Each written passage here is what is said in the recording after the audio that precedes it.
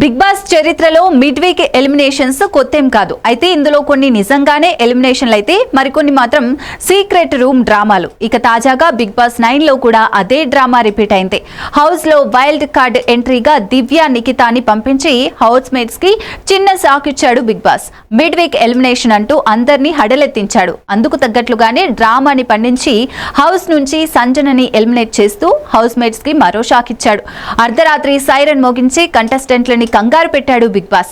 Siren మోగడంతో అందరూ wild card ఎంట్రీలు వస్తున్నారేమో అనుకుని పరిగెత్తుకుంటూ గార్డెన్ ఏరియాకి వచ్చారు. కానీ బిగ్ బాస్ అనౌన్స్మెంట్ చేశాడు. ఆమె ఇలా వెళ్లడంతోనే ఇమాన్యుయల్ గుక్కపట్టి ఏడ్చాడు. కానీ ఈ ఎలిమినేషన్ అనేది ఉట్టి డ్రామానే అని తెలుస్తోంది.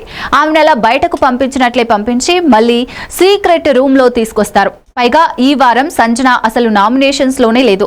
అలాంటప్పుడు తనను నేరుగా ఎందుకు ఎలిమినేట్ చేస్తారు? ఇదంతా స్టంట్ అని బిగ్ బాస్ ఆడియన్స్ అభిప్రాయపడుతున్నారు.